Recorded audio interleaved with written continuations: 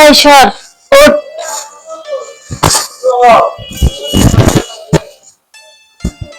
আমার আর ভাল লাগে না সারাক্ষণ এই চোরের মতন লুকাইয়ে লুকাইয়ে এইসব করতে, আর ভাল লাগে না।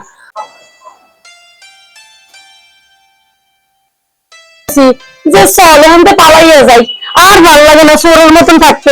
তুই কি আমার কথা শুনস তো না? তুই আমার কথা আমার ভাল লাগতেছে না, আমার শুনো চাই না। আমি হলাম একটা দারোয়ান মানুষ, আমি কয় টাকা বা বেতন? তুই কি কইছিস আমারে? তোর না কয়বার কইছি আমারে লাইলিয়া ফাটাবি না? তুমি কইরা কবি, তুমি কইরা কবি, বারবার তোরে বুঝে আমি আমার নাম ধরে কবি, তুমি কইরা কবি, তারপরে তুই হে লাইলিয়া ফা কোন সময় মনে থাকে না তোর? আচ্ছা ঠিক আছে, আমি বুঝলাম, কিন্তু আমি দারোয়ান মানুষ, মূর্খ সূক্ষ্ম আর কোনো কথা কবি না, আমি গেলাম। ঠিক আছে? তুই মনে রাখবি তুই আমার লগে ফালাইতে পারলে হইব, আমি তোর লগে আমার আর হইব। এই বেটা, তুই একটা সাধারণ দারোয়ান হইয়া ম্যাডামের সাথে পরে গিয়ে করস, তোরা আমি আজকে জেল হাজতে পারাম। ইমা, তুমি শেষ পর্যন্ত আমারে এইভাবে ঠকাইলা।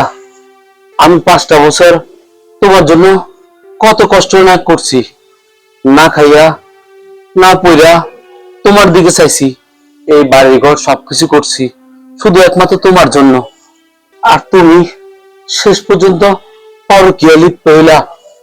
আমি এমন দিন গেছে কিছু খাই নাই, তোমার চিন্তাই করছি।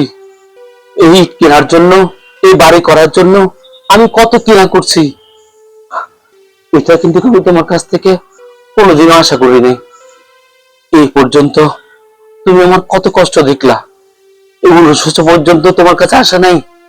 করলা সামান্য একটা দারোয়ানের সাথে পরকীয়া করলা। ছি ছি ছি, তুমি তো আমার লাইলি। আসে লাইলি হইয়া আমি সবসময় মজনু হতাম।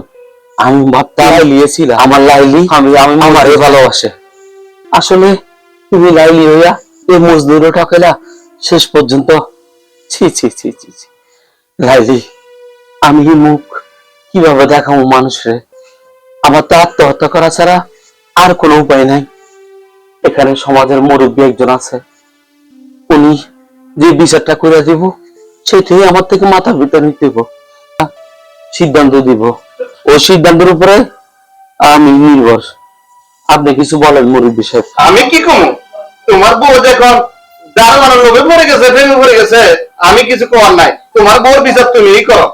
তাইলে একটা কাজ করেন, দারোয়ানের সাথে আমার বউরে বিয়ে দিয়ে দেন। চিন্তা করেনি আপনারা, আমি কেন ওনারে বিয়ে করবো? হ্যাঁ, বাড়িতে আমার বউ বাচ্চা আছে, আর আমি সামান্য একজন দারোয়ানের চাকরি করি। যে টাকা পাই সেই টাকা দিয়ে বাড়িতে বউ বাচ্চা চালাতে কষ্ট হয়ে যায়। আমি না হয় মূর্খ সুরক্ষ মানুষ, আপনারা তো শিক্ষিত মানুষ, আপনারা দেখেন না ওনার চলাফেরা কত হাই স্ট্যান্ডার্ড। আমি কেন ওগুলো চাবো? হ্যাঁ, আমি ওনার বিয়ে করতে যাবো কেন? আমি এসব বিয়ে টিয়ে করতে পারবো না। দেখছ, আর তাছাড়া জোর করে আমার কেন কান তুলে দিতেছেন ওনারে? আমি তো নিজের থেকে চাই নাই, উনি তো আমার ডাইকে ডাইকে আনতো, আমার দোষ কি?